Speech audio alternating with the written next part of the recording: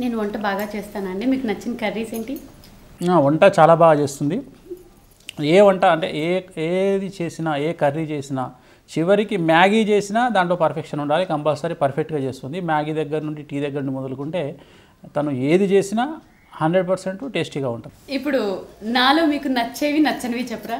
నచ్చేవి అంటే almost all నచ్చేవి ఉంటాయి. నచ్చనివి అనేటువంటిది మేబీ ఉండకపోవచ్చు. కారణం ఏంటి అంటే ప్లస్ మైనస్లే కంపల్సరీ లైఫ్లో ఉంటాయి. ఎంత మనము పర్ఫెక్షన్ అనేటువంటిది 100కి 100% నచ్చినటువంటి మనిషి ప్రపంచంలోనే ఉండడు.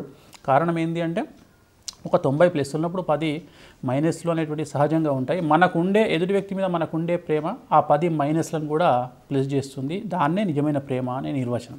ఇప్పుడు మీలో నేను నచ్చేవి నచ్చనివి చెప్పనా అండి? ఫస్ట్ నచ్చనివి చెప్పేస్తానండి. నచ్చనిది ఏంటంటే నాలో అస్సలు మాట్లాడరండి. కనీసం నాలో 10% కూడా మాట్లాడరండి. మా ఇంట్లో మా ఇద్దరికి ఏమైనా గొడవలు అంటూ వస్తే ఆ ఒక్క విషయం మీదే గొడవ వస్తుందండి. రాగానే పొద్దున్న నుంచి జరిగేవన్నీ నేను ఆయన విన్నా వినకపోయినా చెప్పేస్తూ ఉంటానండి. ఆయన ఒక్కటి కూడా నాతో చెప్పారండి. కొంచెం మాట్లాడాలి కదా, కొంచెం నాతోటి కాంపిటీషన్కి రావాలి కదా. అది ఆయనలో అస్సలు నాకు నచ్చని విషయము, అస్సలు అంటే అస్సలు నచ్చని విషయం. ఇక నచ్చే విషయం అంటే బంగారు కొండ. ఇంకా అందుకంటే ఏం చెప్పలేను. మా బంగారు కొండ అంతే. ఏమండి, ఇప్పుడు పెళ్ళైన మనకి ఇప్పుడు 11th ఇయర్ నడుస్తుంది కదా. ఈ 10 ఏళ్లలో మీకు బాగా స్ట్రెస్గా ఫీల్ అయిన సందర్భాలు, ఆనందంగా ఫీల్ అయిన సందర్భాలు కాదు, అదొకటి ఇదొకటి చెప్పరా? కష్టము అంటే నేనైతే ఇప్పటివరకు పెళ్ళైనప్పటి నుండి కష్టము అనేటువంటిది ఫీల్ కాలేదు. కారణం ఏంటంటే పెళ్ళి అనేటువంటిది ఒక బాధ్యత. ఆ బాధ్యతను ప్రేమలో ఉన్నప్పుడు గుడ్డిగా ఒక అమ్మాయిని పెళ్లి చేసుకోవాలి అనేటువంటి ఒక గుడ్డితనంతోటి వివాహం చేసుకోవడం అనేటువంటిదే ప్రస్తుతం మనం సమాజంలో చూస్తున్నాం. కానీ నాకు క్లారిటీ ఉంది. కారణం ఏంటంటే వివాహం చేసుకోవడమే ముఖ్యం కాదు, చేసుకున్నటువంటి వివాహాన్ని సక్సెస్ చేయడం అనేటువంటిది ప్రస్తుతం సమాజంలో ఖచ్చితంగా మనం నిలబెట్టుకోగలిసినటువంటి విషయంగా భావించి నేను ఆ రోజు పెళ్లి చేసుకున్నప్పుడే నాకు ఒక క్లారిటీ ఉండింది. దాన్ని బేస్ చేసుకొని తర్వాత వచ్చేటువంటి సమస్యలు, ఇబ్బందులు, కష్టాలు అనేటువంటివి అది సమాజం కోసం కాకుండా నా పర్సనల్ కోసం, భార్యాభర్తల కోసం పడుతున్నటువంటి దాంట్లో ఉండే ఆనందాన్ని ఎంజాయ్ చేసిన తప్ప దాన్ని నేను కష్టంగా భావించలేదు. ఇదేదో అనవసరంగా ఈ పెళ్లి చేసుకున్నామనో లేకుంటే ఏందిరా మనకి కర్మ అనేటువంటి ఆలోచన ఉన్నవాడికైతే అవి ఒక ఇబ్బందులాగా అనిపిస్తాయేమో, కానీ నాకైతే 80%లో 1% కూడా ఒక్కరోజు కూడా నాకు కష్టంగా అనిపించలేదు. 100% నేను ఈ 10-11 సంవత్సరాల జీవితాన్ని పూర్తిగా అనుభవించాను, ఎంజాయ్ చేశాను. 80%లో నాకు నెగిటివ్గా మాత్రం ఎక్కడ అనిపించలేదు.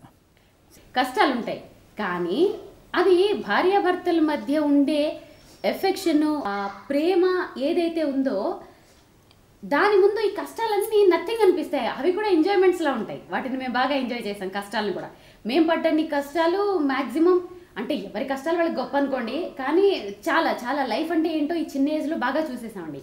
కానీ మా ఇద్దరి మధ్యలో తను నా మీద చూపించే ప్రేమకి, మా ఇద్దరి మధ్య ఉండే ఆ అనుబంధానికి ఇద్దరం చేయి పట్టుకొని ఒక ఏమన్నా దాటాలనుకోండి, ఆ చేయి పట్టుకొని ఒకరి కళ్ళలో సినిమాలో చూపిస్తారే అట్లా ఎఫెక్షనేటివ్గా దాటుతున్నప్పుడు ఆ ముళ్ళు నిప్పులు ఏం తెలియదండి. ప్రాక్టికల్గా నేను అనుభవించాను అది.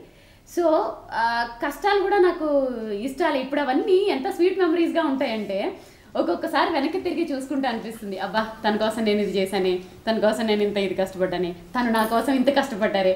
అవన్నీ అది విలువ కట్టలేని మెమరీస్ అండి. ఉండాలి ప్రతి వైఫ్ అండ్ హస్బెండ్కి. ఎనలేని ధనము, ఎంచుకోలేని అంటే వెలకట్టలేని ధనం ఏదైనా ఉంది అంటే ఇద్దరి మధ్యలో అనుబంధము, ప్రేమ. దానికి మించింది ఇంకొకటి ఉండదండి. ఆ ఉన్నప్పుడు ఏమన్నా నథింగ్ అనమాట. ఈ 10 ఏళ్ళు నాకు ఇలా గడిచిపోయాయి.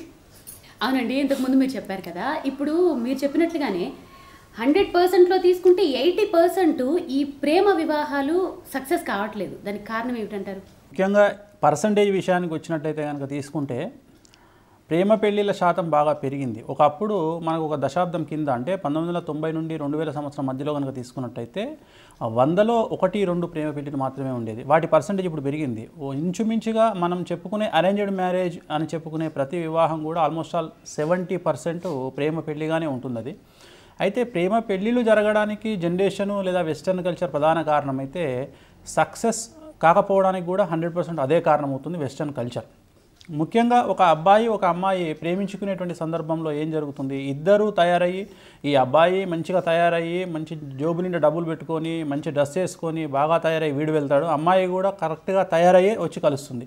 సో ఆ కలిసినప్పుడు ఆ ఉండే అఫెక్షన్ ఉంటుంది. అక్కడ ప్రేమ కంటే కూడా ఇద్దరి మధ్యలో ఉండే అట్రాక్షన్ లేదా అఫెక్షన్ అనేటువంటిది, అసలు అఫెక్షన్ ఉండకుండా అట్రాక్షన్ ఉంటుంది. ఆ సందర్భము పెళ్ళి తర్వాత ఏం జరుగుతుంది, ఇద్దరూ కలిసి సంసారం చేసేటప్పటికి పొద్దున్న లేస్తే అమ్మాయి వీడి ముందే పళ్ళు తోముకోవడము, వీడి ముందే స్నానం చేయడము, లేదా వీడి ముందే ఇంటి పనులు చేసుకోవడము. అప్పుడు ఏమవుతుంది, అమ్మాయికి ఉండాల్సినటువంటి గ్లామర్ శాతం తగ్గిపోతుంది ముఖ్యంగా. అదొకటి. రెండోది, వీడికి పెళ్ళైన తర్వాత విపరీతమైనటువంటి బాధ్యతలు పెరిగిపోతాయి. ఎందుకంటే అంతకు ముందు మాటలతో జరిగినటువంటి సమయం ఇప్పుడు మాటలతో జరగదు, మరి తిండి కావాలి కదా. ఇక్కడ బాధ్యత అనేటప్పటికీ వీడు ఉద్యోగం చేసుకోవడమో లేకుంటే తెచ్చిన డబ్బులు సరిపోకపోవడమో, ఈ బ్యాలెన్సింగ్ అనేటువంటిది మిస్ అవుతుంది. మిస్ అయినప్పుడు ఏమవుతుంది అంటే ఆటోమేటిక్గా ఇద్దరి మధ్యలో అండర్స్టాండింగ్ ప్రాబ్లమ్స్ స్టార్ట్ అవుతాయి. ఎందుకు స్టార్ట్ అవుతాయి, ఈ అమ్మాయి ఏమంటుందంటే ఈ అమ్మాయికి వీడు టైం స్పెండ్ చేయలేడు. కారణం ఉద్యోగరీత్యా బయటికి వెళ్ళడము, పొద్దున్న వెళ్తే సాయంత్రం వరకు రాకపోవడము, ఈ అమ్మాయి ఒంటరిగా ఉండడం. అప్పుడు ఏమనిపిస్తుంది అంటే గ్యాప్ ఫీల్ అవుతుంది. ఆహా, వీడు పెళ్ళికి ముందు నాతో బాగా టైం స్పెండ్ చేసేవాడు, కానీ పెళ్ళి తర్వాత నాతో సరిగా ఉండడం లేదు అంటే ఆ అమ్మాయి ఆలోచించే విచక్షణ కోల్పోతుంది. మరి వీడు ఉద్యోగం చేస్తున్నాడు కదా, వెళ్తుంది కదా అనుకోదు. నన్ను వదిలిపెట్టి నేను ఇంట్లో ఉంటే వీడు ఒక్కడే బయటికి వెళ్ళి ఎంజాయ్ చేస్తున్నాడు అనే ఆలోచన విధానంలోకి అమ్మాయి మారిపోతుంది. ఈ విధమైనటువంటి బ్యాలెన్సింగ్ ఎప్పుడైతే మిస్ అవుతుందో ఖచ్చితంగా అప్పుడు ఇద్దరి మధ్యన అండర్స్టాండింగ్ ప్రాబ్లమ్స్ తలెత్తుతాయి. ఈ అండర్స్టాండింగ్ ప్రాబ్లమ్స్ను ఖచ్చితంగా వాళ్ళు హ్యాండిల్ చేసుకోగలిగితే ఖచ్చితంగా ఆ సంసారం బాగుంటుంది, లేదంటే అది విడిపోవడానికి ఆస్కారం ఉంటుంది. ఇదే సందర్భంలో బాగా అంటే ఈ ఇద్దరికి అండర్స్టాండింగ్ సమస్యలు వచ్చినప్పుడు మేజర్గా వీళ్ళ జీవితంలోకి ఇన్వాల్వ్ అయ్యే వాళ్ళు ఆ ప్రేమ పెళ్లి సందర్భంలో ఉండేటువంటి తల్లిదండ్రులు, ఇరుపక్షాల తల్లిదండ్రులు అప్పుడు ఎంటర్ అయినప్పుడు ఏం జరుగుతుంది అంటే ఎటువైపు ఒకవైపు ఎడ్జ్ ఎక్కువగా తీసుకున్నప్పుడు ఆ యొక్క సమస్యల తీవ్రత పెరిగి వాళ్ళు విడిపోయే వరకు దారితీస్తుంది. ఒకవేళ తల్లిదండ్రులకు ఇష్టం లేకుండా పెళ్లి చేసుకున్న వాళ్ళైతే వాళ్ళ గొడవలు వాళ్లే పడ్డట్లయితే వాటిలో సక్సెస్ రేట్ ఉండే అవకాశం ఉంది. కానీ స్నేహితులు ఎప్పుడైతే ఇన్వాల్వ్ అవుతారో తల్లిదండ్రులు కాకుండా మళ్ళీ స్నేహితుల వల్ల కూడా సమస్యలు వచ్చే అవకాశం ఉంది. కారణం ఏంది, ఈ అమ్మాయి వెళ్ళి వీడి మీద ఏవో కంప్లైంట్లు ఇస్తుంది, వాడెళ్ళి అమ్మాయి మీద కంప్లైంట్లు ఇస్తాడు. సో ఇవన్నీ కూడా సామాజికంగా ప్రస్తుతం ఈ ప్రేమ పెళ్లిళ్ళు విఫలం అవ్వడానికి ఇంతమంది బాధ్యత వహిస్తున్నారు. దీనికి సమాజం కూడా ఒక బాధ్యతగా భావించవచ్చు. ఒకప్పుడు ఇంట్లో ఆడపిల్లని పెంచుతూనే అత్తగారి ఇంట్లో ఎలా ఉండాలి అని చెప్తూ, అరే రేపు మీ అత్తగారు తిడుతుంది ఇలా పనిచేస్తే, రేపు మీ ఆయన కొడతాడు ఇలా పనిచేస్తూ, చదువుతో పాటు ఇప్పుడు ఏమంటున్నారంటే రేపు నీ మొగుడు వదిలేసినా చదువు పనికొస్తుంది అంటున్నారు. ఫస్ట్ వెయ్యడం అదే మాట, రేపు మీ ఆయన వదిలేసినా ఆయన చదువు పనికొస్తుంది అంటే డైరెక్ట్గా వాళ్ళు పిల్లలకి చెప్పకనే చెప్తున్నారు. ఒక వివాహ బంధం యొక్క ఇంపార్టెన్స్ అనేది ఆడపిల్లకి చిన్నప్పటి నుంచే చెప్పాలండి. అత్తగారింట్లో ఎలా మెలగాలి, అక్కడ ఎలా బిహేవ్ చేయాలి, భర్త అంటే ఏంటి, నీకు పెళ్ళైన తర్వాత అంతా నీకు భర్తేనమ్మా, మేమేమి కాదు, నీకు ఏదొచ్చినా మీ ఆయనతోటే చెప్పుకోవాలి అని ఆడపిల్లకి చిన్నప్పటి నుంచి చెప్పుకోవాలండి. ఎప్పుడైతే ఇలా నాది మా అయింది అని ఎప్పుడైతే వేరియేషన్ వస్తుందో, మీ వాళ్ళు వచ్చారు, మా చుట్టాలు వచ్చారు, ఇలా ఎప్పుడైతే నీ నా అని మాట్లాడుకుంటారో వాళ్ళ దగ్గర అసలు బాండింగ్ లేదన్నట్టే లెక్క. ఇద్దరు ఒకటేనండి, నీ ఏంటి నా ఏంటి, అది చాలా మందిలో చూస్తున్నాను. అలా మాట్లాడినప్పుడు అలా వాళ్ళని చూస్తుంటే ఒక రకమైన బాధ వస్తూ ఉంటుంది, వీళ్ళు ఇంకా ఆ బాండింగ్లోకి రాలేదే అని. కానీ చాలామంది లేదండి, ఆ మూసలోనే పోతున్నారు అసలు.